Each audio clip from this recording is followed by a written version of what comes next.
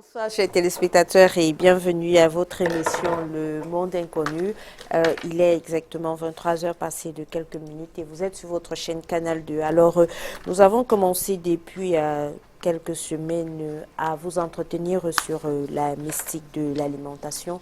Nous allons continuer dans le même sens et pour ce faire, je suis accompagnée du professeur Emmanuel Clipot qui est le concepteur de l'émission. Bonsoir professeur.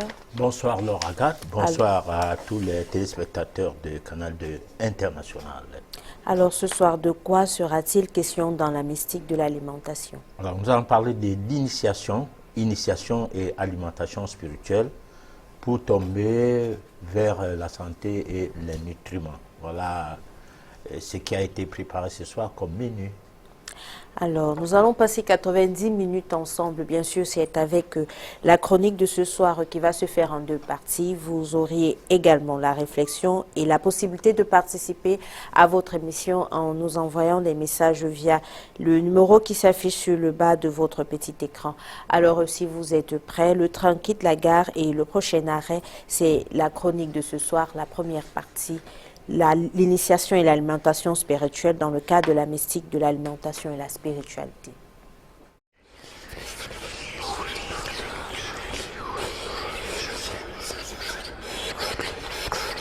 La mystique de l'alimentation et la spiritualité, l'initiation à l'alimentation spirituelle. Notre approche de l'alimentation est métaphysique parce qu'elle s'intéresse de son aspect spirituel. Depuis, nous essayons de mettre en exergue la connaissance d'un phénomène qui a été jusqu'ici banalisé. Pour l'ensemble de la population, l'importance de l'alimentation n'a qu'un sens superficiel.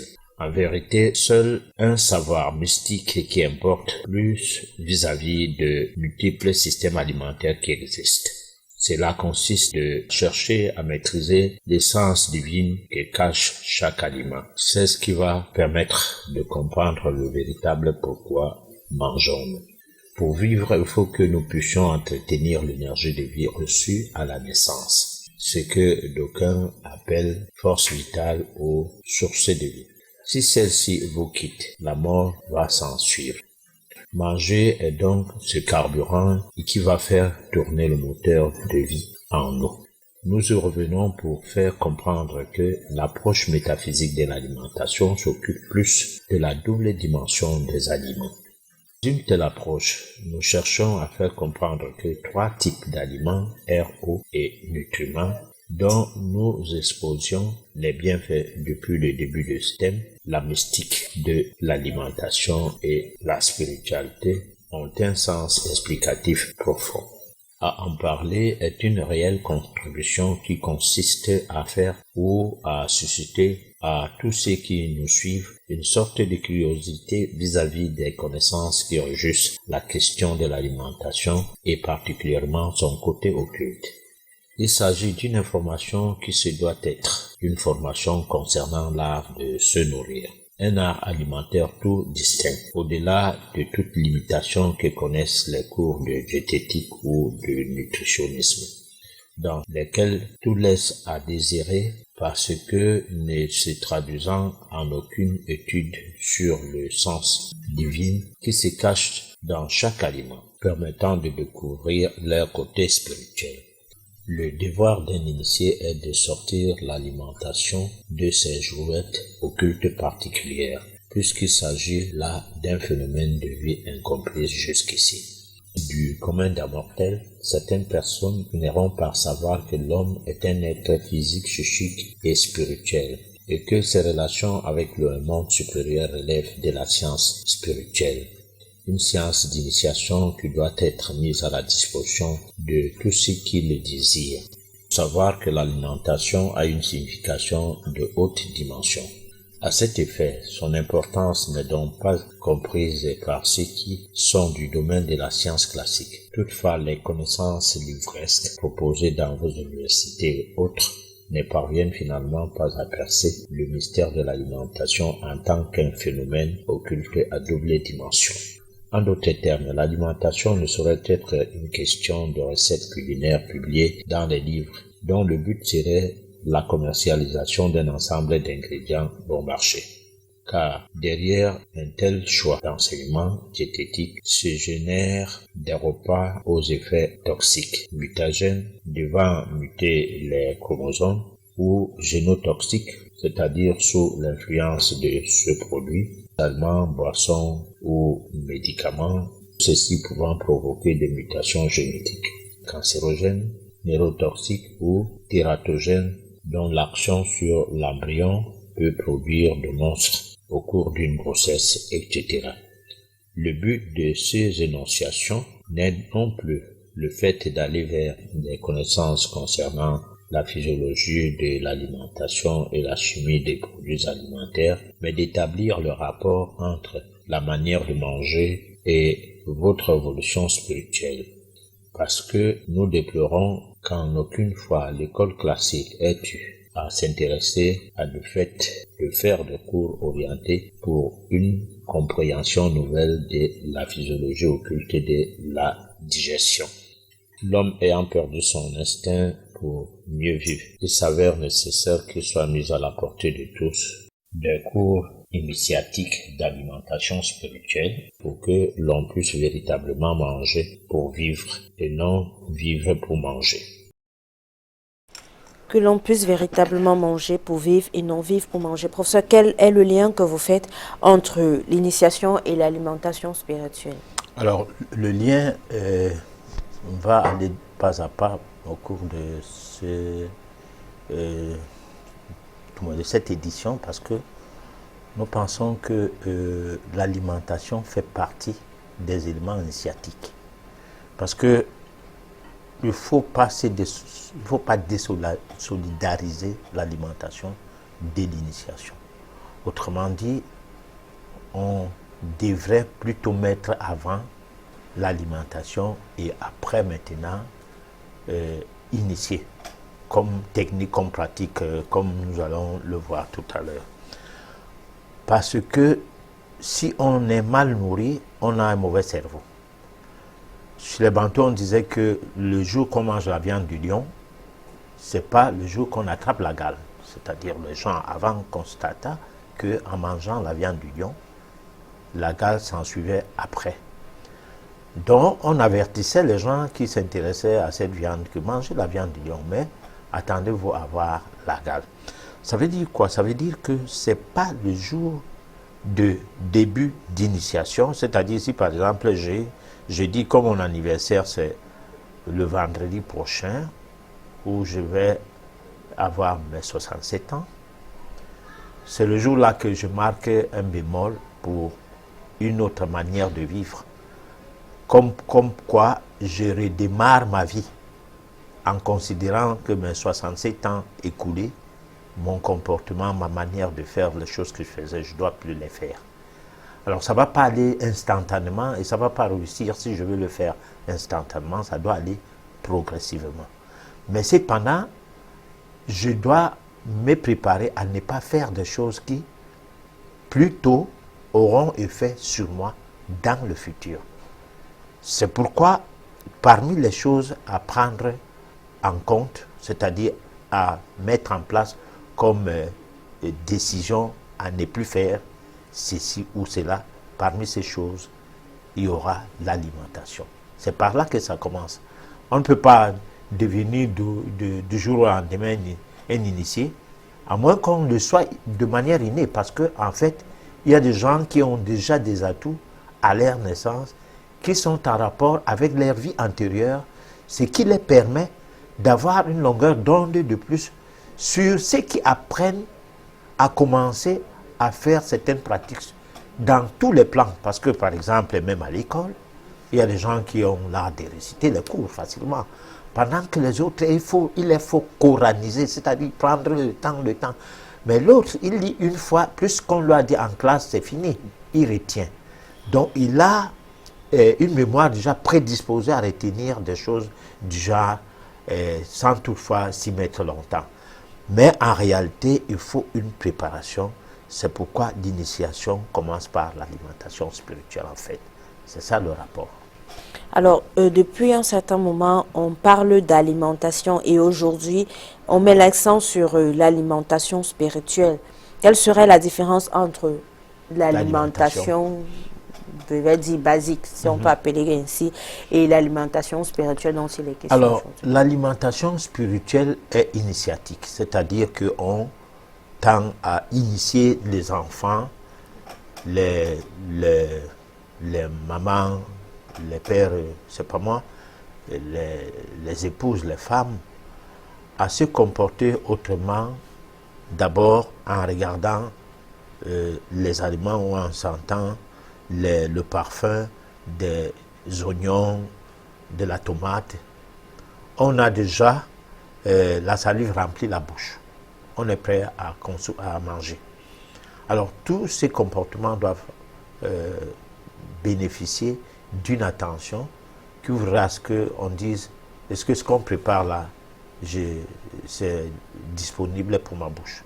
Parce que ce qui doit être disponible pour ta bouche est ce qui est étudié par soi, par toi, en ce sens que, est-ce qu'en mangeant ça, ça cadre avec le but spirituel à atteindre? C'est ça l'alimentation spirituelle. Donc les besoins spirituels de s'alimenter sont différents du simple fait de s'alimenter. Donc l'alimentation ordinaire, si on peut appeler ça comme telle, n'a rien à voir avec l'alimentation spirituelle. L'alimentation ordinaire, c'est manger tout ce qui vous tombe sous la main et tout ce qui a bon goût et qui vous plaît en plus. Parce que ça peut avoir bon goût, mais ça ne vous plaît pas. Alors tout ce qui plaît et tout ce qui est entre guillemets nourrissant. Parce que qu'est-ce qui n'est pas nourrissant? C'est ce qu'on peut manger et vomir. Mais si on peut manger sans vomir, pour la plupart des gens, tout ce qu'on ne vomit pas est bon. Donc, ça, c'est l'alimentation ordinaire. Mais l'alimentation spirituelle tient compte d'un certain nombre de choses à mettre en valeur par rapport à l'alimentation et d'un but à atteindre. Pourquoi je mange? Parce que je veux vivre. Et je veux vivre comment? Parce que dans l'alimentation ordinaire, le facteur vie ne s'impose pas. On ne mange plus pour vivre, on mange par plaisir. C'est ce qui fait que certaines personnes mangent plusieurs fois par jour. Simplement parce qu'à chaque fois qu'il y a l'occasion de manger quelque chose, elles mangent quelque chose. Même quand la personne est trop pleine, elle mange toujours, quitte à boire des produits par la suite ou aller aux toilettes vomir et venir s'asseoir, continuer à manger. Alors dans ce cas, on ne mange pas pour vivre, on vit pour manger. Voilà. Alors, professeur, tout à l'heure, vous avez dit que dans l'alimentation classique, on mangeait tout ce qui était bon, du moment où on ne vomissait pas. Bon, quelle serait donc la caractéristique? Parce que là, je peux comprendre que c'est peut-être ça la caractéristique de l'alimentation classique. On mange tout ce qu'on voit, du moment où on a envie de manger. Quelle est donc la caractéristique de l'alimentation spirituelle? Vous avez parlé tout à l'heure d'un but à atteindre. Quel est ce but-là? Ok, très bonne question. Alors, on commence par se poser la question, je mange même pourquoi. Ça veut dire donc que la notion de manger quand on a faim fait effet sur l'alimentation spirituelle parce que on se nourrit ou on nourrit le corps, mais aussi on étudie les besoins de l'organisme. Là, nous tombons dans la science fondamentale de l'alimentation qui est la diététique traditionnelle, qui n'a rien à voir avec la diététique des universités. Alors, dans la science fondamentale de l'alimentation, il y a l'alimentation selon le genre. C'est-à-dire qu'on peut dire que les hommes peuvent manger des choses que les femmes ne peuvent pas manger. Simplement parce que la femme qui est grosse, il y a des risques que ce qu'elle mange affecte le fœtus. Mais il faut aussi que l'homme qui mange ces choses-là ne soit pas en train de préparer la grossesse quelque part. Ça veut dire quoi? Ça veut dire qu'il ne soit pas en couple, qu'il soit célibataire. Et puis, et en d'autres termes aussi, le fait d'être célibataire et ne pas avoir un jour envie ou le besoin de fonder une famille, d'avoir un foyer et de procréer, alors là, on peut se permettre le luxe de fumer la cigarette, de manger n'importe quoi, se disant qu'on n'a pas de compte à rendre à qui que ce soit. Parce que les lois imposées par les politiques de certains gouvernements à donner de la valeur à l'enfant. Et que dans ce gouvernement, on n'impose pas à donner de la valeur au fœtus. Parce que le tout n'est pas d'avoir un enfant qui est à la base est fait des parents soulards, des parents malfaiteurs, des parents ou bien quelque chose comme ça. Et que peut-être quand l'enfant naît, vous revoyez votre caractère sur l'enfant. Vous dites non, ça ne va pas être ça. Oui, moi j'ai été comme ça, voilà comment je suis maintenant. Il faut que cet enfant-là ne soit pas comme moi. Vous avez un regret quand même à voir votre enfant prendre le même rythme de vie que le vôtre. Et que vous saviez que beaucoup de choses dans la vie, vous avez manqué à faire beaucoup de choses dans la vie à cause de votre tempérament et de votre attitude. Alors vous commencez à sévir et puis vous tombez dans un pays où la loi interdit de guider l'enfant, de le laisser pousser comme l'arbre dans la brousse. Résultat, que ces lois partent alors jusqu'au niveau du fœtus, en disant ne faites pas de fœtus si vous êtes diabétique, ne faites pas des enfants. Pas seulement si vous avez le sida. Ah ouais, parce que le sida encore c'est une maladie inventée pour bien vendre les médicaments et limiter les naissances et tout ça. Mais les maladies cardiovasculaires sont des maladies de civilisation causées par la malbouffe. Alors, pourquoi on ne mettrait pas des lois donc pour protéger le genre humain à mettre en place à travers l'enfantement? C'est pourquoi il faut établir les liens entre l'alimentation spirituelle et l'initiation. On devrait mettre à la disposition des étudiants, à la disposition des mamans, à la disposition des parents, pas seulement les vaccins, mais les vaccins qui seraient des produits pharmaceutiques à vendre ou à subventionner, mais plutôt des vaccins qui sont des produits naturels, on peut dire mystiques, on peut dire occultes, on peut dire divins, dans le but d'avoir une autre gamme de personnes qui vont se prévaloir comme étant les humains. Pas des barbares, gens que nous sommes aujourd'hui devenus parce qu'il y a un laisser-aller, il y a la dépravation et il n'y a rien de sérieux dans ce qu'on nous enseigne, que ce soit dans le milieu religieux, que ce soit dans les écoles, que ce soit dans l'environnement. Tout ce que nous suivons est sens dessus, sens dessous, et puis l'homme est dans l'impasse aujourd'hui, et la société en meurt. Alors, professeur, vous parlez de l'énergie de vie, du souffle de vie, en même temps de faire tourner ce moteur de vie par le biais de l'alimentation spirituelle. Alors, comment est-ce qu'on va arriver à faire tourner ce moteur de vie? Qu'est-ce qu'il faut manger? Parce que j'ai l'impression, ou alors je me trompe, j'ai l'impression que dans l'alimentation spirituelle, il n'est pas question de s'attarder sur des nutriments. Je crois que c'est le terme exact, la nourriture tous les jours, qu'il n'est pas question de s'attarder là-dessus. Donc, qu'est-ce qu'il faut donc pour pouvoir garder en nous, ou alors entretenir ce souffle de vie dont vous parlez dans la chronique? Alors, le souffle de vie, c'est un aliment, mais souvent, ça ne se mange plus bien. Ça se mange selon nos deux narines, peut-être quand c'est trop gros, on en avale trop, ou quand c'est trop petit, c'est à peine que le petit doigt y entre, alors donc peut-être l'oxygène y entre un peu. Mais moi je crois que nous tous nous partageons la même quantité d'oxygène, d'accord. Mais il se passe un problème, c'est que nous n'avons pas besoin de considérer l'oxygène comme étant un aliment.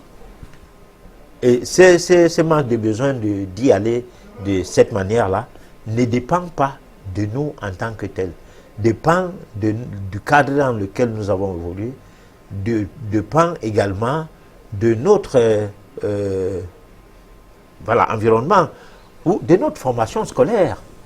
Parce que lorsqu'on parlait de l'alimentation équilibrée, alors on renvoie l'homme en tant qu'animal plus ou moins, moi je dis peu intelligent. Parce que l'intelligence d'une personne devrait aller dans le sens de la raison. L'intelligence ne devrait pas aller dans le sens... Parce que quand je dis raison, je vais plus loin raisonner.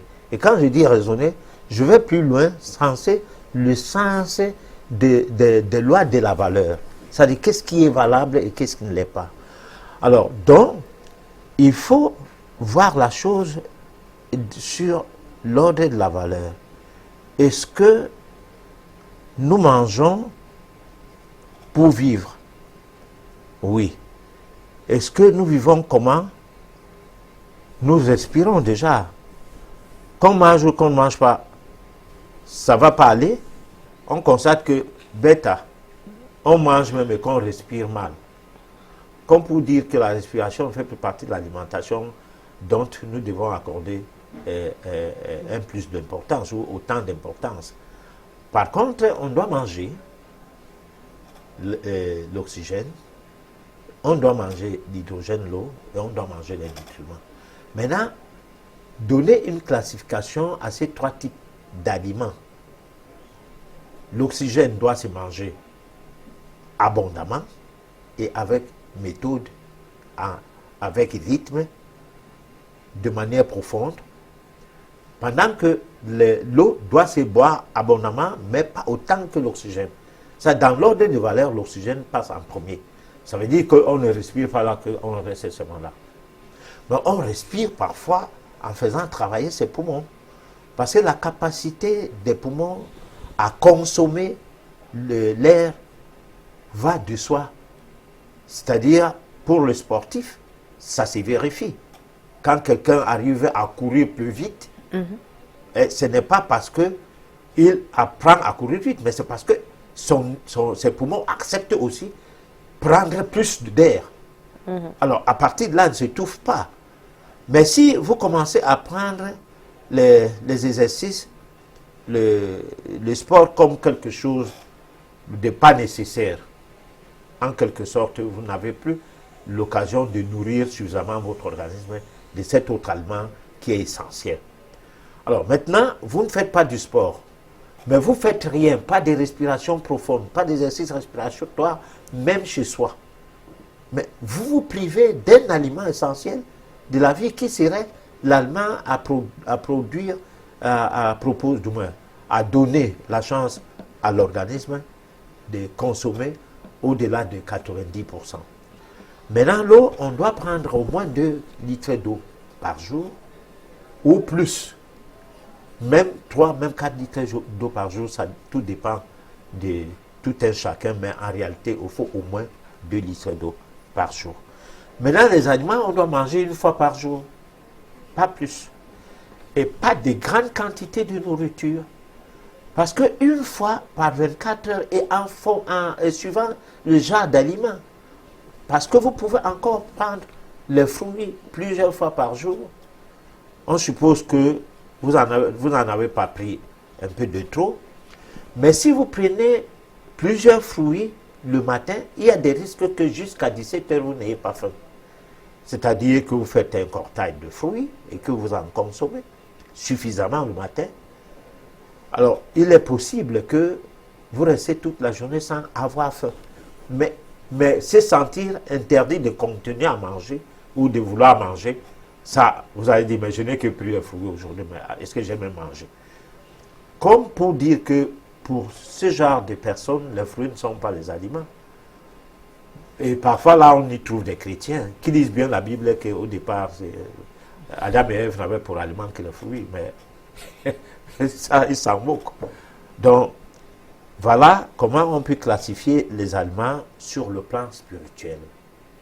Alors, professeur, dans le cadre de l'alimentation basique, on a la possibilité de voir de façon palpable si on peut dire, les dysfonctionnements que peuvent entraîner soit la malbouffe, soit la malnutrition. On a l'obésité, on a tout ce qui va avec. Maintenant, dans le cadre de l'alimentation spirituelle, surtout en ce qui concerne l'oxygène, le fait de ne pas bien respirer ou alors de ne pas bien consommer cet aliment qui est l'oxygène, quelle serait donc la manifestation physique de ce dysfonctionnement, alors de cette absence de bien respirer sur le corps? Alors, quand on ne respire pas bien, on constipe. C'est-à-dire, un autre facteur entré dans sa vie, c'est que même quand on marche bien, on n'a pas une bonne transit intestinale. Et quand on ne respire pas bien, on ne réfléchit pas bien. Parce que le cerveau n'est pas bien oxygéné non plus. Donc on ne prend pas de bonnes décisions, même pour sa propre vie, même pour la vie de son entourage.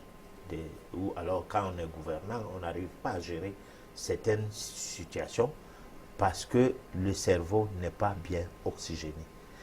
Donc la respiration seule bloque le fonctionnement de l'organisme sur le plan glandulaire, c'est-à-dire l'hormonation du corps en général, c'est fait de manière désordonnée.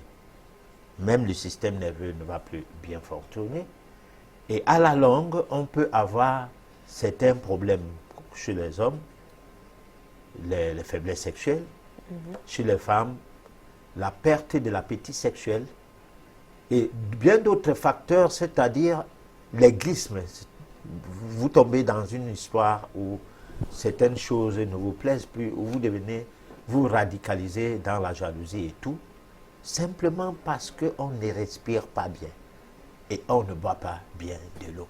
Parce que là, c'est deux choses qu'il faut régulièrement utiliser, ne serait-ce que pour purifier son sang. Et lorsque le sang est propre, et si on n'a pas mal pris les nutriments pour donner plus de la peine encore à l'organisme, là, on a une vie paisible. Voilà. Et là, cette vie paisible peut arriver chez une personne qu'on constatait de pas gentil. Du jour au lendemain, la personne devient gentille. Pour les gens qui ont un tempérament désinvolte, ils ne s'écoutent pas des choses, les gens n'ont pas la jalousie et tout, on ne peut pas facilement constater ces facteurs dont je venais de citer là. D'accord. Donc, on va proposer à nos téléspectateurs la deuxième partie de la chronique et on se retrouve juste après pour la suite des questions. Santé et nutriments. Nous allons rechercher le pourquoi les résultats scientifiques dans le domaine de l'alimentation sont restés étonnants en matière de progrès techniques, mais sont demeurés dans l'embrouille. Est-ce parce que les chercheurs de ce milieu ont tout simplement perdu le fil conducteur spirituel? Toutefois, nous n'allons pas oublier que l'homme est le fils des trois règnes de la nature, minérale, végétale et animale. Les plantes, par exemple, germent dans la nuit de la terre pour puiser du règne minéral. Mais les herbes ou les plantes bougent surtout de leurs feuilles par le pouvoir de l'air.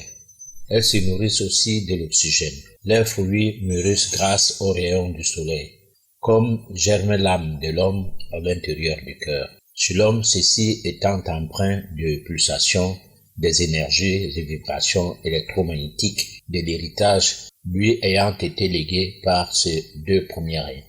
Ainsi germe la force de l'esprit dans la lumière qui berce ces trois mondes terrestres. C'est ainsi que l'âme de l'homme, dans la recherche de splendeur de Dieu, le Tout-Puissant, l'Omniscient, l'Ancien des Anciens, etc., va mûrir. Mais l'homme ne saurait mûrir s'il n'a pas pu trouver l'équilibre dans sa vie. Pour notre époque scientifique, l'alimentation est une succession causale de processus qui sont apparemment déterminés par les lois physiochimiques. Grâce à la chimie, le bilan de substances nécessaires à l'alimentation, comme les protéines, les graisses, les sucres, le sel, est la première des préoccupations de la physiologie alimentaire moderne et même les vitamines et autres substances actives sont étudiées selon ces critères. Ce qui fait qu'on enfreint les lois de la gravitation rendant l'homme un animal moins évolué, plus triste dans l'univers comme étant devenu créateur d'une nébuleuse de difficultés sans aucun sens de responsabilité à cause de ses propres failles intellectuelles par la mise en place de faux concepts des laboratoires. Le bon laboratoire devrait être celui de l'intelligence née de la raison qui caractérise la recherche des causes premières de chaque existence tant minérale, végétale qu'animale, de par la double dimension des minéraux, c'est-à-dire des vertus occultes pour notre santé, de quoi équilibrer sa vie. Prenons quelques cas. Les vertus occultes des pierres. et même le meilleur côté de ces pierres est connu. Dans le cas de l'arthrose, il y a la malachite anti-inflammatoire, extrait de l'énergie négative de notre corps pour soulager la douleur ressentie par le corps. Le papayer sert de nourriture et est toute une pharmacie en même temps. Les feuilles de lait sont bien contre la constipation et le diabète. Le persil est très recommandé dans le cas du dysfonctionnement des globules rouges du sang, voire le manque de fer. Meilleur remède pour les règles douloureuses. Nous y reviendrons. Alors, professeur, vous parlez ici en quelque sorte, des bienfaits de l'alimentation naturelle, si je peux appeler ça comme ça. Donc, moi, avant qu'on entre vraiment dans le vif du sujet, je voudrais revenir sur quelque chose. Tout à l'heure, vous avez dit que on devrait manger une fois par jour. Parce que le matin, quand on a eu la chance de prendre des fruits, on est parti pour manger une fois par jour. Alors, pourquoi est-ce qu'on ne serait pas? Parce qu'on nous a appris que c'est 3 repas par jour, le matin, à midi et le soir. Mais vous nous dites une fois par jour. Pourquoi? Et maintenant, quel serait, ou alors de quoi serait constitué le seul repas que nous devrions prendre par jour? Alors, c'est amusant. Le peuple ne peut plus redevenir primitif. Sinon, ça va être quelque chose qui voudrait qu'on dise que nous ne voulions pas. Mais malheureusement, c'est la colonisation qui est venue avec 3 repas par jour. Parce que le matin, on doit boire ses comprimés. Et il ne faut pas manger, il ne faut pas boire les comprimés sans avoir mangé quelque chose.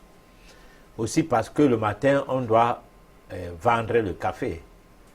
Et le café nous vient d'ailleurs, même si on le plante sur place ici en Afrique, il faut bien que ça soit transformé ailleurs et ça soit vendu en Afrique, où on prend 1 kilo de café à l'époque à 100 francs, supérieur, grade supérieur, pour vendre 100 grammes à 1500 francs.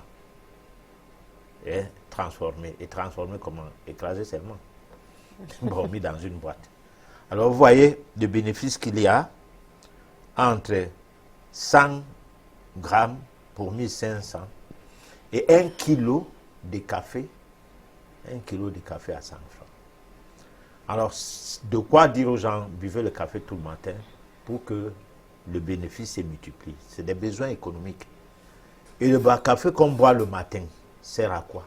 On ne sait pas. Parce que le café, tantôt, on va vous dire que la caféine n'est pas bien pour la santé.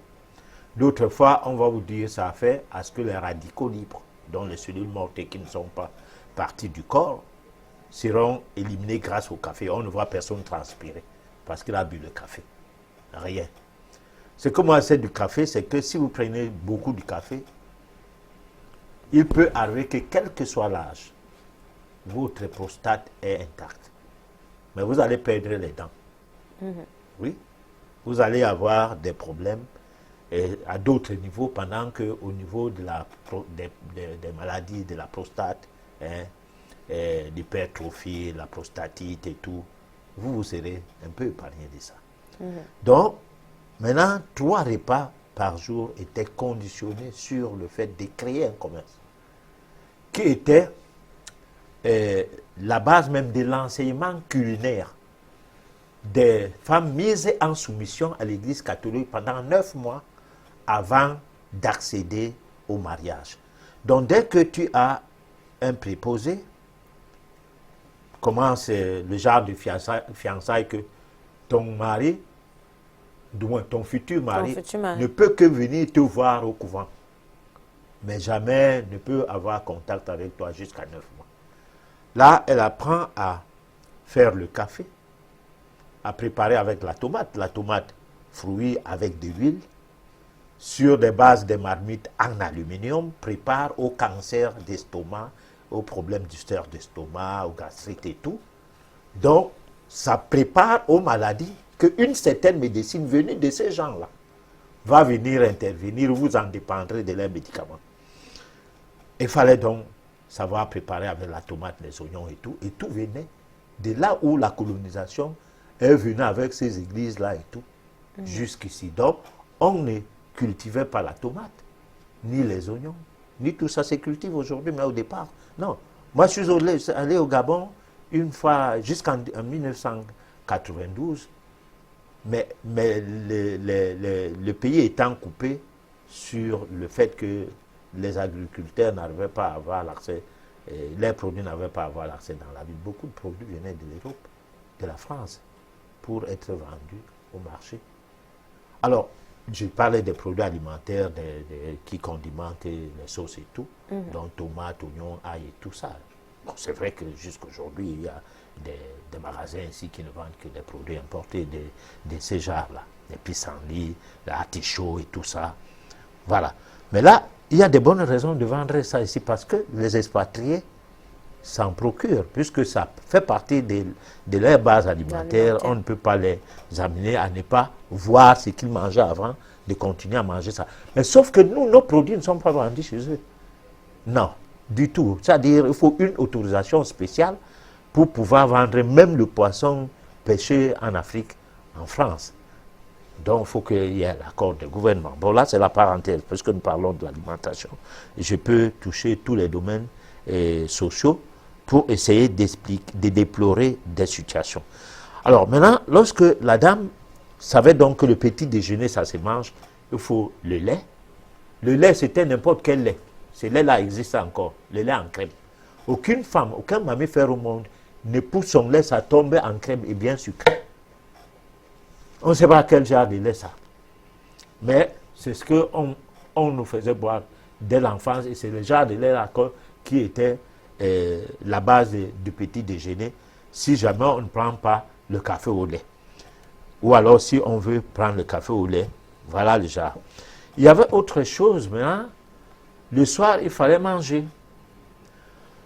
Alors là, on mangeait donc 3 fois par jour. Et c'est ça qui est l'héritage de notre gourmandise aujourd'hui en Afrique. Parce que moi j'appelle ça gourmandise. Et sur le plan mystique, sur le plan métaphysique, c'est la saturation du système digestif, du tube digestif. C'est la saturation.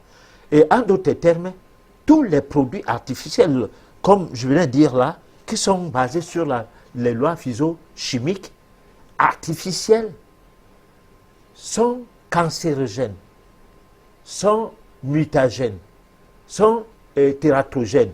C'est-à-dire que dans les pays développés, il arrive des fois dans les hôpitaux qu'il y a un bloc où il y a des fœtus mal fichus à cause de l'alimentation. Les enfants qui y naissent n'ont pas de bras ou n'ont pas de pieds.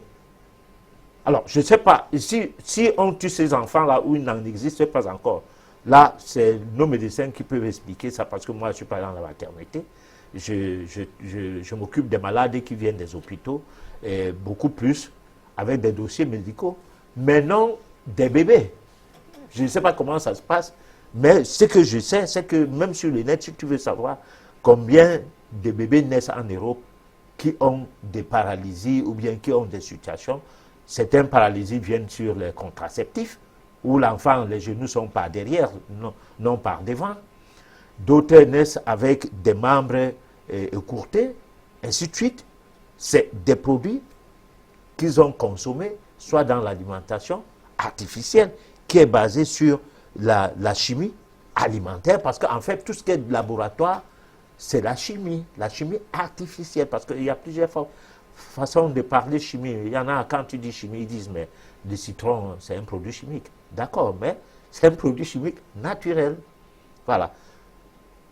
Résultat, lorsqu'on veut mener une vie spirituelle, je dis bien une vie spirituelle, on doit sélectionner, on doit étudier, on doit scruter, on doit décrypter tout ce que son aliment a comme composant. Alors, puisqu'on parle de composants, ce repas qu'on devrait prendre une fois par jour, de quoi serait-il constitué? Ok, la question n'était pas moi, je t'aime. Parce que quand la question n'est pas répondue, il faut qu'on la réponde. C'est très bien. Merci. Alors, le repas qu'on mange par jour n'est pas un repas équilibré. C'est-à-dire comme je vois souvent à la télé dire qu'il faut manger un peu de viande, peut-être un peu de poisson, et le beurre, on met l'huile, on met le riz, une portion et tout. Donc chaque chose un peu. Alors, qu'est-ce qu'on dirait du lion qui mangeait son gibier du 1er au 31? Son tube digestif est constitué pour une alimentation carnée. Il peut manger de manière carnée du 1er au 31. Il ne tombera pas malade. Qu'est-ce qu'on a à faire avec la gourmandise de manger équilibré? Parce que équilibré là même va jusqu'à manger diversifié. Voilà. Diversifié. Moi, je pense que si on prend une journée, prenons une journée donnée, vous aviez les prunes, c'est-à-dire un fruit d'un safoutier, je ne sais pas comment on appelle ça, plus du manioc, que c'est tout ton repas de la journée. Mais ça va. Demain, tu as l'avocat et le manioc. Tu as mangé l'avocat, tu t'es rassasié. Le lendemain, en fait, ce qui arrive que tu manges, qui est dans ton environnement et qui te permet de retrouver ton équilibre, l'organisme va faire le reste. Parce que si vous n'aviez pas mangé du riz, parce que vous n'en avez pas, vous n'avez pas mangé, disons, le manioc, parce que vous n'en avez pas, ni le plantain, mais que vous preniez, par exemple, les prunes et le maïs. Parce que je vais dans le pire des cas. L'essentiel, c'est que vous mâchiez bien et que le produit ne soit pas hautement transformé, que ça soit fait à l'étouffer ou à la presse ou simplement. Parce que si vous prenez un maïs sans le mettre au feu, vous le mangez comme ça. Vous êtes mieux nourri par ce maïs que le maïs qu'on a grillé, mangé avec les prunes. Et si c'est tout ce que vous avez comme nourriture dans la journée, mais vous avez mangé, vous ne serez pas sous-alimenté à partir du moment où vous n'en faites pas un problème psychologique. D'abord, de un. De deux, si vous n'êtes pas là pour écouter ce que disent les autres. Donc, si les gens mangeaient essentiellement les portions de nourriture assez réservées pour qu'ils soient rassasiés, il y aurait abondamment de nourriture au point où, même si nous atteignons 10 milliards d'habitants, il y aurait toujours à manger. Mais le fait de prendre des provisions d'un mois, soi-disant, alors qu'on ne peut pas terminer ces provisions-là en un mois, qu'on en a pris un peu de trop. Parce que, prenons le cas des pénuries, si par exemple il y a des sacs de riz, et que quelqu'un, on lui dit que bientôt le pays sera en mouvement. Chacun va courir prendre 10 sacs, 20 sacs, mettre au magasin. Dans son magasin, il y a tout dedans, cafards, souris et tout qui viennent. Et finalement, même une partie de ces sacs de riz sera jetée dans la poubelle. Entre-temps, il y aura pénurie de riz sur le marché. Et les prix vont galoper et la famine va s'installer. Et tout ça, ce n'est pas l'esprit métaphysique. Peut-être c'est religieux parce que parfois les provisions sont faites plus par les clergés pour manger bien plus que leurs fidèles et afin de bien dire la messe. Parce que s'ils sont affamés, ils ne pourront pas bien dire la messe. Et bien dire la messe veut dire voir les gringalets devant soi et les amener à bien prier maintenant. Alors donc, le problème de l'alimentation, c'est un problème de l'environnement.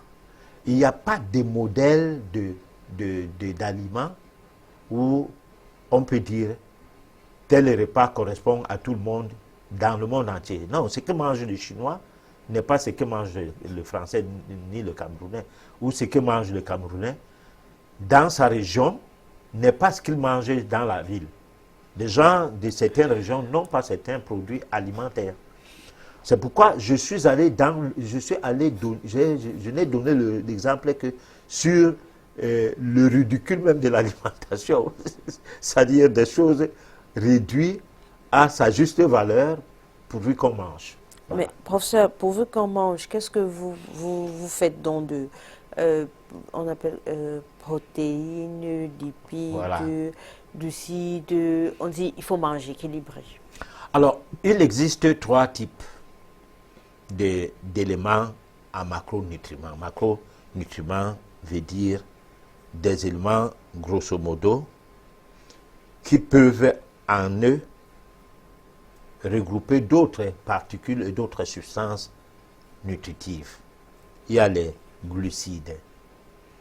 Alors, si vous prenez par exemple le cas du maïs dont je venais de dire là maintenant, si vous prenez l'épice de maïs, vous mangez ça simple.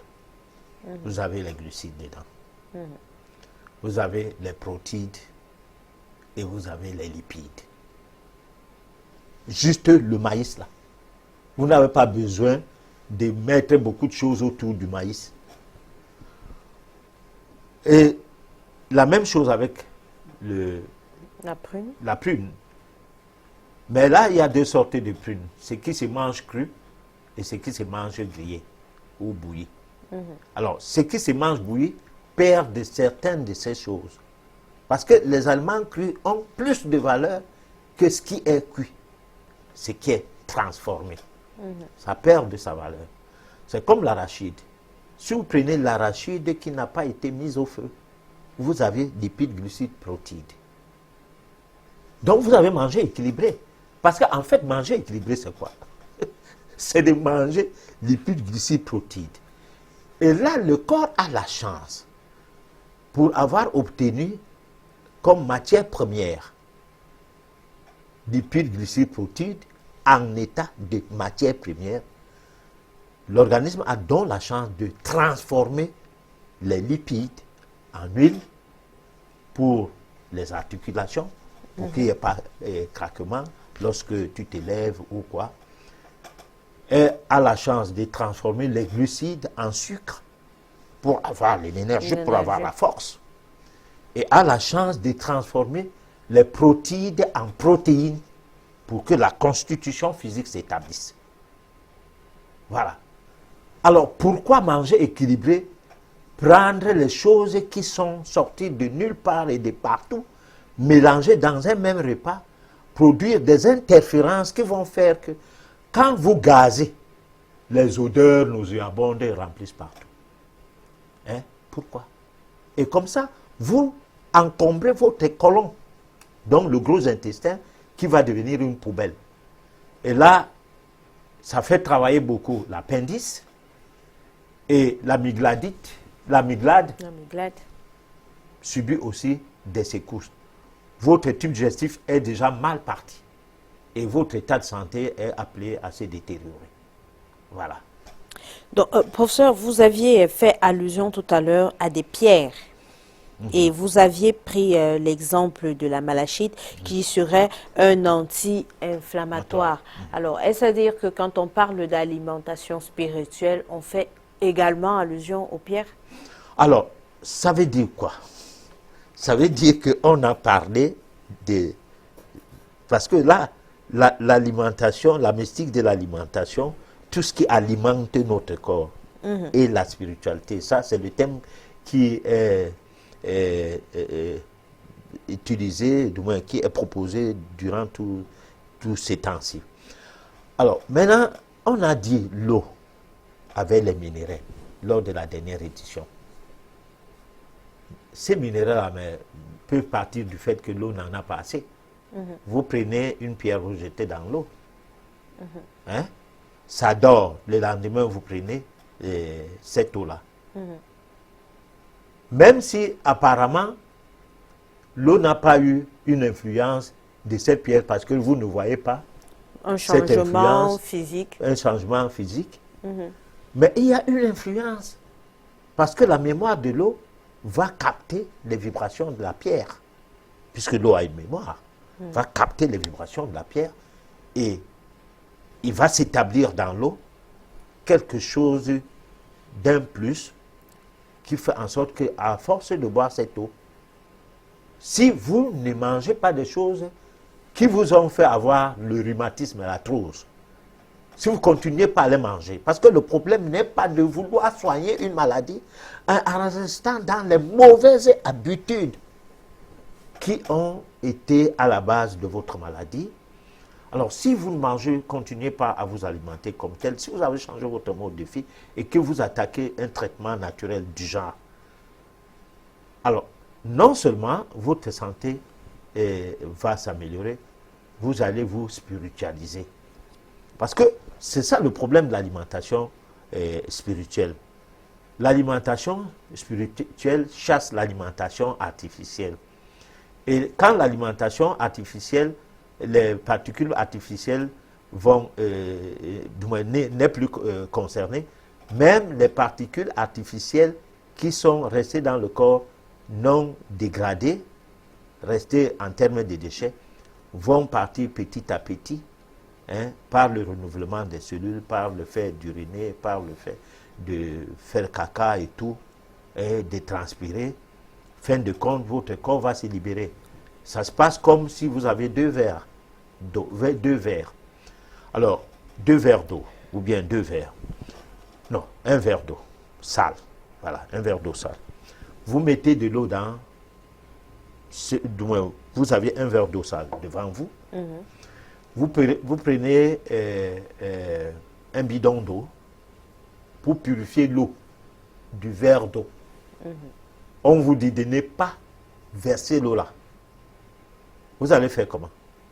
Vous versez de l'eau dans de l'eau sale. Jusqu'à toute la quantité d'eau sale sort et se fait remplacer par l'eau propre. C'est ça le traitement naturel. Le traitement naturel n'est pas une histoire que tu continues à boire n'importe quoi, à manger n'importe quoi, et puis tu mets... C'est comme tu mélanges de l'eau. Non, on te dit de purifier l'eau qui est dans le verre. Et toi, de l'eau sale. Et toi, tu prends de l'eau sale, tu mets dedans. Alors, ça ne peut rien donner. Parce que moi, je suis souvent étonné quand quelqu'un me dit qu'il était à l'hôpital, on a embourbé son corps avec des toxines et on l'a condamné à mort, lui demandant de gagner le quartier. Parce qu'il attend la mort. Alors, quand il vient au quartier, on sollicite une aide. Il reste dans les logiques de son petit déjeuner, café, œufs, omelette et tout, pain, dans son confort alimentaire habituel, très toxique, et il veut guérir. Je ris seulement, je dis, voilà un fou. Là, dans ce cas, quand on s'adresse à moi, je dis, gars, prends ton sac, va rester ailleurs, ne viens pas dire que tu es venu mourir entre les mains de quelqu'un qui parle et tu n'écoutes pas. Donc, la spiritualité, c'est quelque chose de pur. Et l'alimentation spirituelle voudrait que tout ce qui n'est pas pur n'entre plus dans le corps, qui est le corps de quelqu'un qui se voudrait prendre d'autres dispositions pour sa vie. Parce qu'on confond la spiritualité de la religion ou des religions à la vraie spiritualité, que tout est sens dessus, sens dessous, tout est dans la confusion. Voilà. Alors, professeur, vous aviez également fait allusion aux plantes, la papaye, le persil, les feuilles de ndolé. Mais tout à l'heure, vous avez dit que l'aliment cru est nettement meilleur que l'aliment préparé, ou alors passé au feu.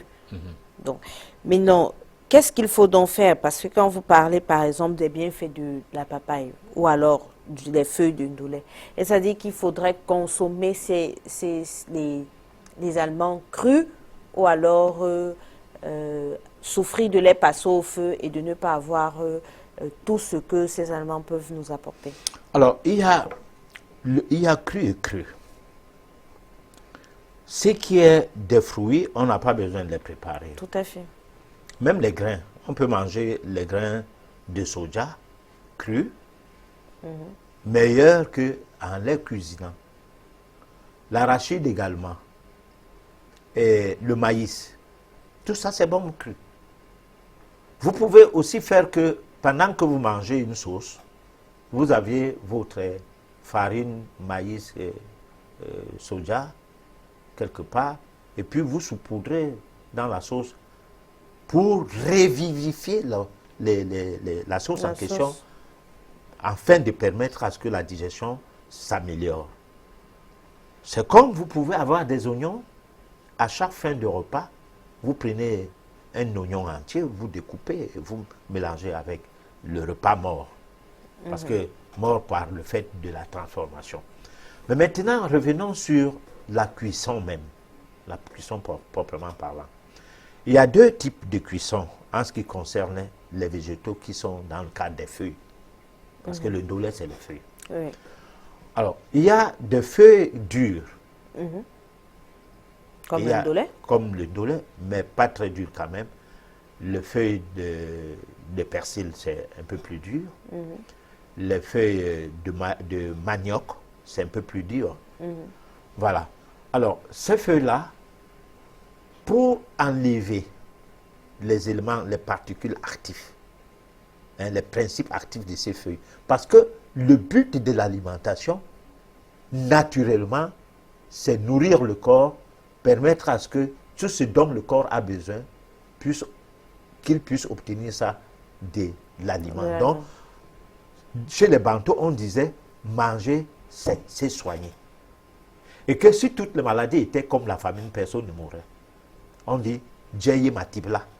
Bale, puis Djegobsona, Bale ma consommation aye qui Djal, qui mourra wobi. Donc, là, je viens de traduire que si toutes les maladies étaient comme la famine, c'est que personne ne mourrait parce que l'aliment est le remède. En réalité, c'est donc le remède qui n'a pas seulement affaire à la famine, qui a affaire du fait que la famine, c'est quoi? La famine, c'est un manque ou une situation du désordre qui s'établit par le fait que ce manque-là s'est présenté. Le manque-là, c'est quoi? Quand vous manquez déjà une quantité de vitamines, de protéines, de ceci, de cela, l'organisme réagit. Vous mangez, allez, ça va. Mais maintenant, ce n'est pas dans l'intelligence des connaissances livresques reçues dans les universités, dans les grandes écoles. Leur intelligence, ce n'est pas dans le sens du désordre qui se traduit par la famine. Mais ça se traduit comme si la famine était autre chose qu'une maladie. La famine, c'est une maladie. C'est une petite maladie qui alerte la personne qui a faim que bientôt va s'installer des graves carences si tu ne fais pas attention. D'où la maladie parle. Et ça parle par le biais de ce qu'on va dire j'ai faim. Bon. Maintenant, quand il faut donc préparer, les plantes médicinales, leur origine commence par l'alimentation. Le ndolé dont je fais allusion était un produit qu'on s'épurgeait avec. On n'en mangeait pas. Alors, pourquoi? Parce que c'est amer. Beaucoup de cellulose et tout.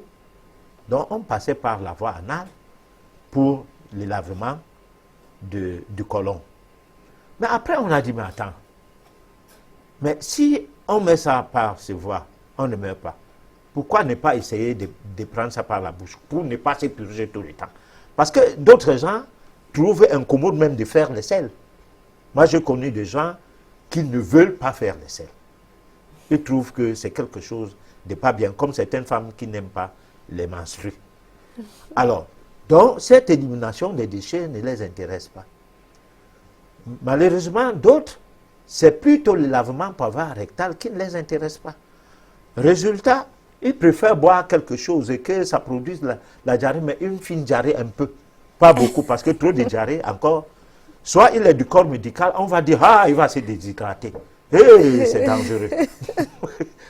C'est-à-dire, le monde est à l'envers. C'est-à-dire, on comprend bien que c'est les imposteurs qui ont mis en place un système de vie. Donc, on a donc commencé à manger ces herbes-là comme ça. Et après, c'est devenu des herbes qu'on doit extirper de tous leurs éléments, tous les principes actifs, pour condimenter ça après, afin de rendre la saveur bien. Qu'on en meure ou qu'on qu'on en vive, on s'en fout. Le ndolé doit donc aller au feu. Quand il part donc au feu, en réalité, c'est pour que le principe actif du ndolé entre dans l'eau et qu'on boive de cette eau. On peut même presser le ndolé, obtenir de son jus sans le chauffer et boire ce jus pour essayer de tamiser un peu le taux de glycémie, c'est-à-dire la production excessive, du moins les difficultés du foie, du moins du pancréas, je veux dire, d'éliminer, de produire suffisamment d'insuline pour neutraliser le taux élevé du sucre dans le sang. Donc le ndolé était consommé comme un remède. Parce qu'il faut établir une différence entre le remède et le médicament. Les produits naturels ne sont pas les médicaments. Les médicaments sont des principes actifs extirpés dans un assemblage de feuilles ou de plantes ou d'écorces ou quoi, en laissant de côté les éléments qui soutiennent ces principes actifs pour les ramener plutôt dans dans un autre environnement qu'on appelle l'excipient. D'où les dégâts des médicaments. C'est comme vous voulez planter de l'arachide. Vous enlevez de la graine d'arachide sa peau.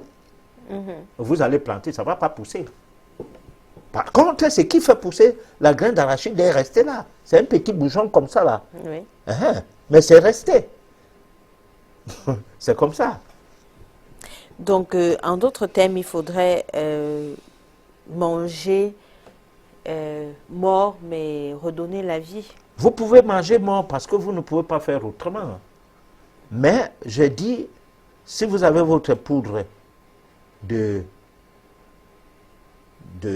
d'arachide, votre poudre de soja, votre poudre de curcuma, votre poudre de gingembre ou de ginseng et tout, ça peut vous aider qu'à la fin du repas, vous assaisonnez ça, ainsi revivifier le repas. Vous pouvez aussi faire qu'après chaque repas, vous prenez de la tomate crue, avant ou après, ou vous prenez du citron dans de l'eau. Mais là, vous ne buvez pas l'eau là, comme ça se boit régulièrement. Vous ingurgitez l'eau, donc vous prenez le soin d'ensaliver l'eau avant de boire. Parce que ce n'est pas aussi bien de boire pendant le repas. Alors, professeur, une toute dernière question avant de proposer la réflexion aux téléspectateurs. Vous aviez parlé des pierres tout à l'heure pour revivifier l'eau qui a perdu sa mémoire. Par exemple, oui. Alors, est-ce qu'il s'agit de tout ce qui est pierre? Non, il y a des pierres précieuses qui ont été étudiées parce qu'on appelle ça la géologie occulte. Le côté occulte d'une pierre.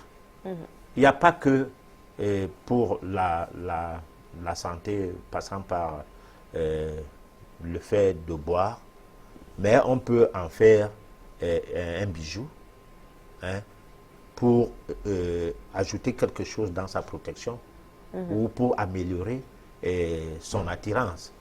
Bon, donc les pierres ont des vertus, de même les plantes.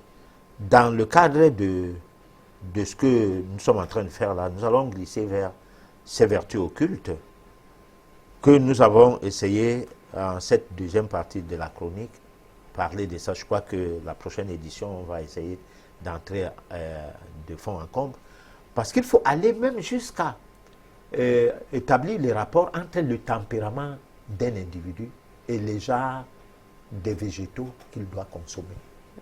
C'est-à-dire déjà d'aliments. Pour les gens qui veulent se spiritualiser. Le ndolé peut être bien pour moi, mais pas bien pour vous. Et le feuille de manioc peut être bien pour toi, mais pas bien pour moi. Et ainsi de suite. Donc il faut qu'on essaie de voir comment ça se passe. Voilà, d'où la longueur de ces thèmes. D'accord. Voilà. Donc, on propose à nos téléspectateurs la réflexion et on revient juste après pour la suite de l'émission. Cet engagement infrapolitique se fait toujours dans la durée, tout simplement parce qu'il dépend des habitudes acquises, comme je viens de le préciser, et débouche donc sur une transformation progressive de l'être, plutôt qu'une illumination soudaine, comme on pourrait par exemple la trouver chez certains mystiques. Pour reprendre l'image du penseur Émile Armand, l'homme doit d'abord s'occuper de libérer son propre domaine, c'est-à-dire sculpter sa statue intérieure, avant de prendre position dans la société. On verra d'ailleurs que le retour à cette société est peut-être ce qui pose le plus de problèmes. Alors pour le moment, je voudrais appliquer ce schéma infrapolitique à la pensée de Guénon et voir ainsi comment ce dernier a réussi à décliner son concept de tradition, sa métapolitique, dans l'espace des expériences individuelles, dans les projets d'existence pour soi. Alors chez Guénon, on le sait, cet engagement prend effectivement une forme spécifique, puisqu'il réside tout entier dans le cheminement initiatique, dont les étapes ont été strictement définies par son auteur. Cet apport est d'autant plus important que ce cadre conceptuel, le parcours initiatique, sera repris dans de nombreux groupements ésotériques, quels que soient d'ailleurs les buts poursuivis, pour justement promouvoir un type de réalisation initiatique. Donc il convient, là aussi, de revenir sur les 3 moments importants définis par Guénon, les 3 grandes étapes initiatiques, puisque l'on peut également les lire, par rapport à ce que nous venons de dire, comme une mise en place de procédés anthropotechniques qui permettent de se construire un quant à soi. Donc le premier moment de ce parcours initiatique, si on le schématise bien sûr, le premier moment est celui de la qualification. Il concerne les potentialités inhérentes à chaque individu et consiste à préparer le terrain sur lequel doit germer le secret initiatique. Alors, cette préparation, justement, se concrétise dans un ensemble de pratiques, de techniques, qui doivent permettre à l'être de quitter les rives du monde profane pour justement s'arrimer à celles du monde sacré. Et cela passe bien par des procédés spécifiques, apprentissage des textes, ce qui inclut une herméneutique, rapport à une tradition de connaissance, inscription dans une temporalité, rapport éventuel à un maître spirituel, etc. Le second moment est celui de la transmission. Donc assurément, Guénon insiste beaucoup sur ce second moment, c'est le moment le plus fondamental, dans la mesure où c'est celui qui assure le passage des potentialités aux virtualités et se concrétise par la transmission de l'influence spirituelle. Ainsi, les rites accomplis par des personnes habilitées, les initiants, doivent mettre en rapport l'être humain avec quelque chose qui dépasse son individualité et qui provoque en lui une transformation intérieure. Ce que Mircea Eliade nomme une mutation ontologique du régime existentiel. Alors, le troisième moment consiste à actualiser le dépôt reçu et peut se comprendre comme le processus dynamique qui s'articule autour de la perception du sujet et qui nécessite un acte d'interprétation de l'expérience du rituel. C'est en quelque sorte le début d'une nouvelle vie, d'où la thématique de la seconde naissance, l'attribution d'un nom initiatique, dans laquelle l'initié va devoir s'habituer à vivre selon les termes de son nouveau régime existentiel, ce qui nécessitera la poursuite de la discipline intérieure et le rappel à soi, le rappel à son nouveau soi, à travers des exercices réguliers. Alors, nous sommes de retour sur notre plateau du Monde Inconnu. Il s'agissait en fait de René Guénon qui nous parlait des 3 étapes du parcours initiatique. Un commentaire, professeur? Alors, le commentaire, c'est que dans ces étapes, je ne l'ai pas suivi parler de l'alimentation. Ça ressemble un peu à l'Église, où on vous dit simplement que, voilà, il faut aimer son prochain comme soi-même et croire en Jésus-Christ ou bien en Allah. Et c'est tout. Votre vie va changer, il faut croire, il faut croire, il faut croire. Bon, moi je dis oui, il faut croire, mais il faut une préparation à la croyance. Et cette préparation passe par le fait qu'il faut assainir son organisme, que vous ayez une autre manière de respirer, une autre manière de s'alimenter, une autre manière de boire de l'eau. Au bout d'un moment, votre sang se purifie et finalement, dans un corps sain, va habiter une âme saine. Voilà, c'est mon commentaire. Ok, on va donner la possibilité à nos téléspectateurs d'avoir les réponses aux questions qu'ils nous ont envoyées. C'est le SOS téléspectateur.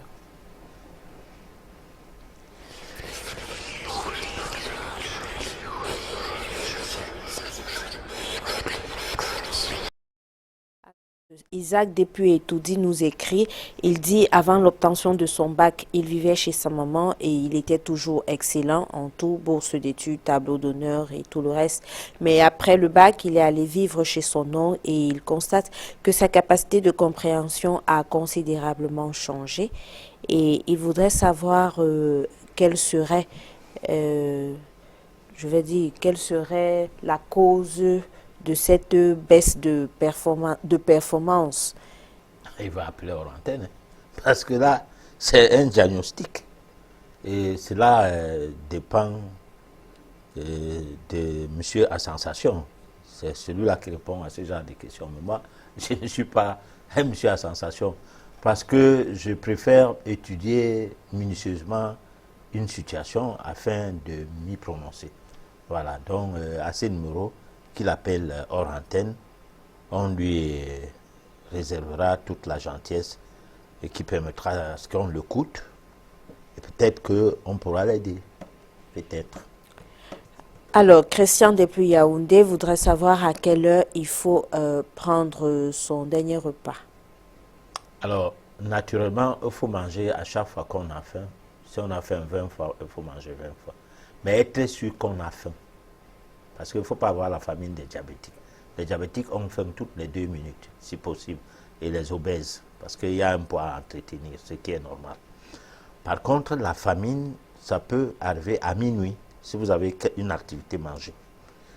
Mais si vous n'avez pas d'activité, si vous avez une vie normale, entre guillemets, moi j'entends par vie normale, quelqu'un qui se lève le matin à 7 heures ou à 6 heures, il se lave. Alors, s'il prend son petit déjeuner, c'est sa vie comme ça. Mais il peut s'abstenir de prendre son petit déjeuner et attendre 10 heures quand toutes ses cellules se sont réveillées, qu'il est vraiment réveillé. Là maintenant, il prend son plat de fruits. Rester jusqu'à 16 heures plus tard, il mange. Donc entre midi et 16 heures, on peut prendre son petit repas, son dernier repas. On dit communément en métaphysique que lorsque le soleil est au zénith, c'est là qu'il faut manger. Et le soleil est au zénith entre 12 heures et 16 heures. Là, on doit manger. Et le soir, on ne mange rien. Mais si on a faim, je dis bien si on a faim, on mange. Mais là, on essaie de manger quelque chose qui va digérer avant de dormir. Donc, il faut manger léger, en fait. Oui, bon, mais la manger léger veut dire que manger ce qui ne t'amène pas à dormir directement. Parce que si, après que vous avez mangé, quels que soient les efforts que vous voulez faire, le sommeil vient seulement. C'est que ne mangez plus cette nourriture prochainement. Ou ne mangez plus à cette heure-là. Voilà. Alors, j'aimerais savoir si l'alimentation classique est nécessaire à la survie d'un être humain. Et si tel est le cas, pourquoi faut-il toujours la contrôler? Alors, l'alimentation classique est nécessaire à la survie parce qu'il a utilisé un français que je comprends à ma façon. Il y a la vie et la survie. Celui qui veut vivre ne vit pas pour cette vie seulement. Il vit après cette vie. Il doit continuer à vivre. Mais celui qui veut survivre, il vit comme s'il va mourir, attendre le dernier jugement, soit pour le paradis, soit pour l'enfer. Métaphysiquement, on vit après la mort. Ce qui veut dire que ne fais rien parce que tu es celui qui crache en l'air et ça va tomber sur ton visage. Si ce n'est pas au cours de cette vie, la vie prochaine. Donc, on doit manger pour vivre et non pour survivre. Malheureusement, avec la précarité, le chômage et tout ce qu'il y a dehors, nous survivons alimentairement. C'est pourquoi j'ai donné quelques bribes de recettes dans le sens de vivifier les nourritures. Vous pouvez, après avoir mangé, sucer le citron, le prendre dans la bouche, sucer comme si vous sucez l'orange. Parce que quand vous mangez mal, votre taux d'acidité augmente. Et lorsque vous prenez le citron, ça alcalinise un peu le corps. Donc, ça provoque l'équilibre acide-base, donc acido-basique. Ce qui fait que vous avez un peu moins de problèmes de maladie qui doivent s'en suivre par la suite. Voilà. Alors, quelqu'un qu'on vient d'opérer au ventre, doit manger après combien de jours en principe? Ah mais non, il faut qu'il demande ça au chirurgien. Le chirurgien, c'est la personne que je respecte le plus dans le milieu médical, s'il n'est pas un chirurgien véré. Parce que c'est les urgentistes. Ils sont trop utiles à nous tous. Alors, et ils ont la science de ce qu'ils font. Ils ne sont pas des prescripteurs. Que médicaments pour toute chose, même là où il faut seulement donner un conseil. Ils ne sont pas comme ça. Ils interviennent parce qu'il faut absolument intervenir. Et ils interviennent de manière bien. Parce que quand il fait la radio, il te dit voilà ce que j'ai vu, voilà ce qui devrait être. Il te dit quand je vais finir de t'opérer, je vais encore faire la radio, tu vas voir, ça va redevenir bien comme ça. Il peut modifier les os de ton pied et tu commences à marcher comme tout le monde. Donc moi, je tire chapeau. Et ils peuvent dire combien de temps il faut quand on vient t'opérer. Pas moi, je ne suis pas urgentiste. D'accord. Alors, qu'est-ce qui explique le fait qu'à chaque fois que j'ai trop faim, j'ai mal au niveau de la colonne vertébrale et de la poitrine? Et comment faire pour remédier à ce problème? C'est M. Pondy qui nous écrit. Alors, parce que votre estomac a besoin d'être trop plein, et à tout moment, et en même temps, votre côlon, qui travaille avec votre estomac, se trouve dans une situation où le trop plein arrange un peu la chose, à ce que je sache. Auquel cas, il faut que cela soit étudié. Si ce n'est pas ce que je viens de dire là, il vaut mieux qu'il m'appelle hors antenne à ce numéro. On en discute pour que je comprenne encore, parce que le conseil ne doit pas être aussi donné en l'air. Voilà. Alors, comment se nourrir pour faire les jumeaux? C'est Christophe depuis Bafan qui nous écrit. Voilà, mon frère, on va tout me demander. Voilà, de toute façon, c'est à étudier. Et pour le moment, je n'ai pas de réponse à cette question. Santé, nature, que peuvent faire les cailloux pour l'homme malade? Les cailloux peuvent aider, mais il faut savoir lesquels. On parlait ici de la géologie occulte. On peut vous mettre certaines pierres sur le corps. Ça agit. Vous pouvez mettre ça dans l'eau, ça agit. Vous pouvez mettre ça sur certaines places sur votre lit. Ça agit. Donc, ça dépend de quel genre de pierre. Voilà. Alors, Monsieur Paul Mambo nous écrit, est-ce que c'est normal pour un homme de faire 3 à 4 jours sans aller aux toilettes? S'il vous plaît, nous ne prenons pas les appels en direct. Les appels, c'est après l'émission ou alors au cours de la semaine, mais pas en direct. C'est pas normal de faire un jour sans aller au sel. Toutefois, on mangeait chaque jour d'abord déjà. C'est pas normal. Et qu'on mange des quantités de nourriture et qu'on ne fasse pas les sels, c'est pas normal. Malgré que officiellement, quand je dis officiellement, ça veut dire médicalement, on pense que si on fait 3 jours, on fait une fois la selle, c'est bon. Bon, mais moi, je pense que c'est la constipation. Et quand on est constipé, on est exposé à n'importe quelle maladie. Si jamais on n'a même pas l'hémorroïde qui peut arriver par la suite de la constipation, parce que le fait d'évacuer difficilement peut déchirer l'anus. Alors, est-ce que le fait de manger une seule fois par jour ne nous expose pas à un mal gastrique?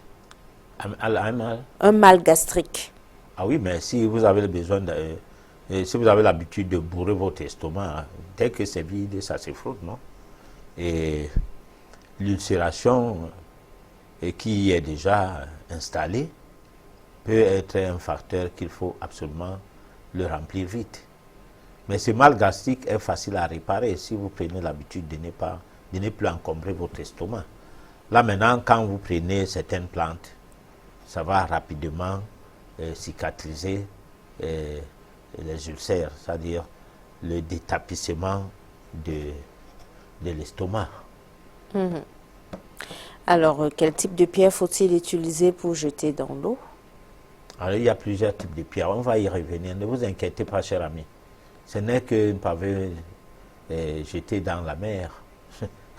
J'ai juste secoué un peu les esprits. Quelle est la différence entre spiritualité naturelle et celle des religions? Alors, la spiritualité des religions n'existe que de nom. Parce que c'est une spiritualité gombotique qui voudrait qu'on ait les adeptes.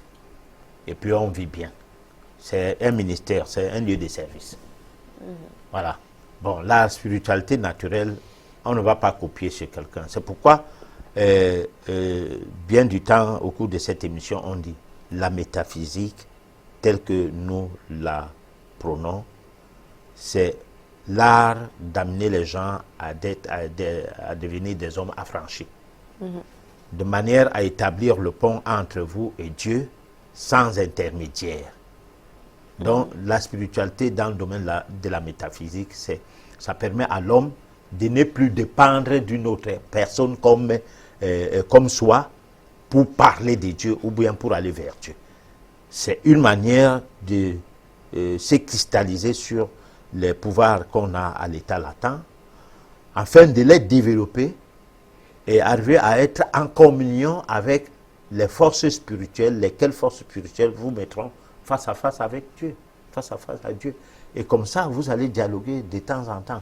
Pas comme des imposteurs qui viennent à la télé et à la radio dire qu'ils sont les généraux de Dieu ou les apôtres de Dieu juste pour gombotiser leur vie. Non, puisque vous n'avez même pas besoin d'aller raconter à qui que ce soit que vous aviez atteint un niveau spirituel qui vous permet de faire ci ou ça. Non. Vous vivez votre spiritualité naturellement. Et ça se sait dans votre entourage parce qu'on dit ceci. Là où il y a la lumière dans une chambre obscure, tout le monde se rend compte, y compris les insectes. Voilà.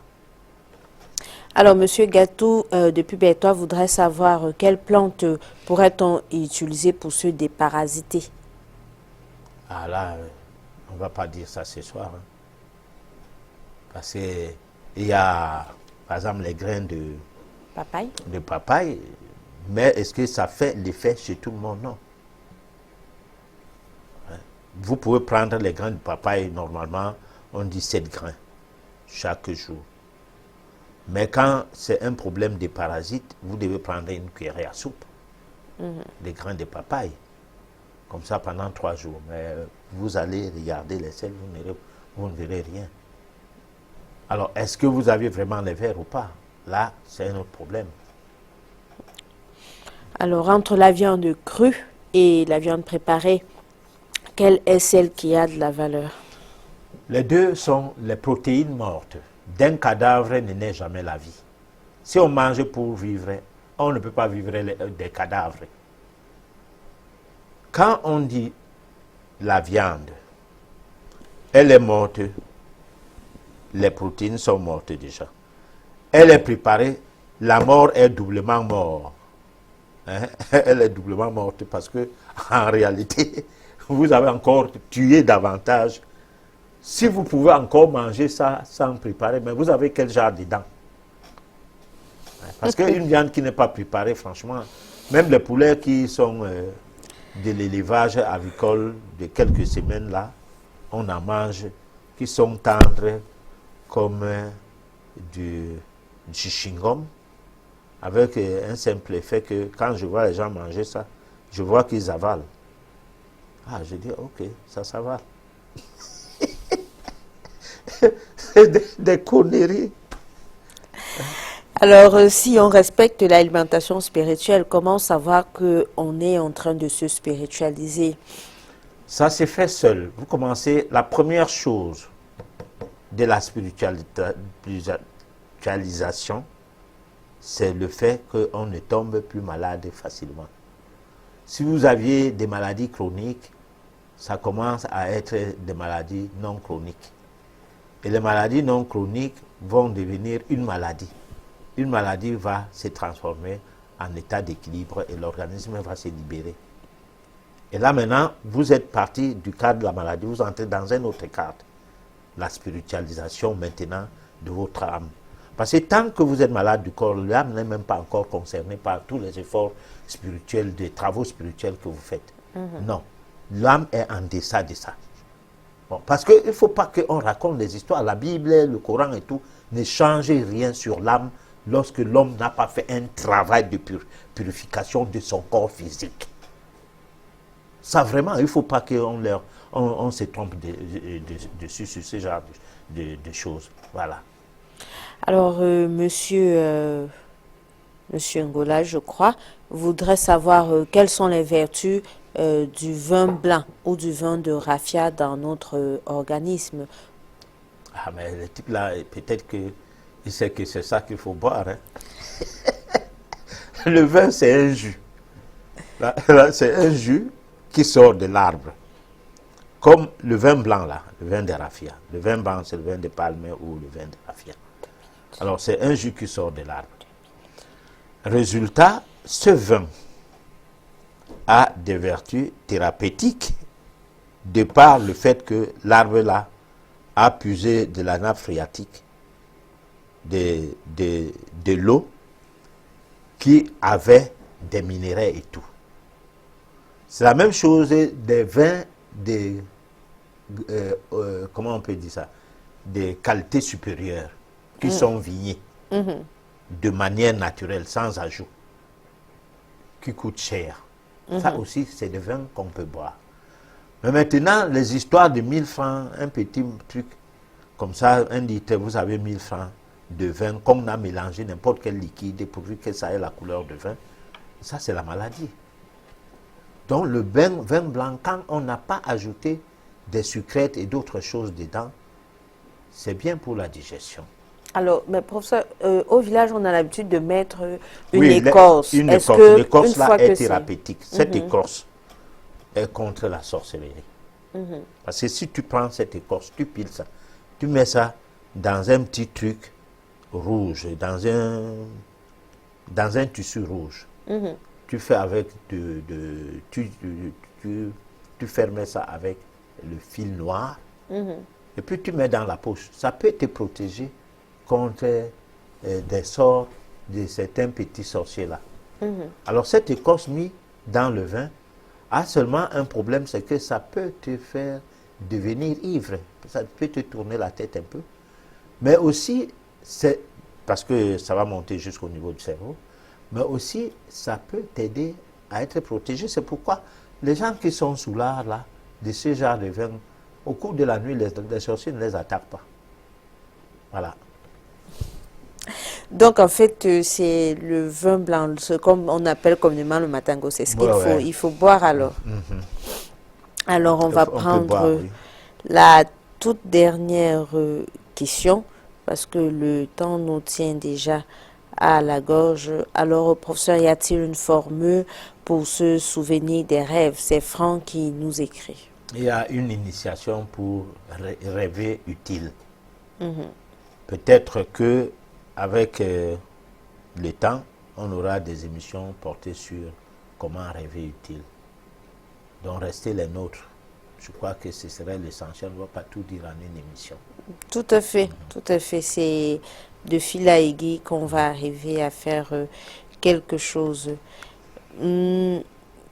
Alors, on a des... Là, c'est de façon générale, on a eu beaucoup de messages ce soir dans lesquels on voudrait savoir si vous aurez une école en métaphysique.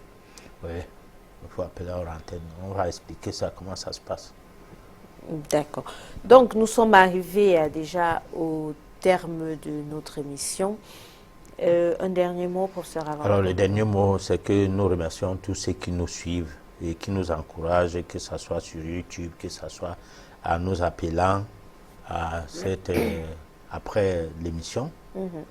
Nous sommes très contents du fait que les gens aiment ce que nous faisons et on les promet de ne pas les décevoir, sauf si, comme l'erreur est humaine, même comme la faute n'est pas autorisée, on va essayer de tout faire pour ne pas faire faute. Merci. Nous avions été ravis de vous avoir nombreux ce soir, rassurez-vous. Nous allons prendre la peine de vous apporter les réponses aux questions que vous nous avez posées ce soir. Ne vous en faites pas, si votre message n'a pas été lu, vous aurez la réponse au courant de la semaine. Mais vous aussi, vous avez la possibilité de réécouter votre émission sur YouTube, Le Monde Inconnu TV. On se donne rendez-vous mardi prochain lorsqu'il sera 23h sur la même chaîne. D'ici là, portez-vous bien. Bonsoir.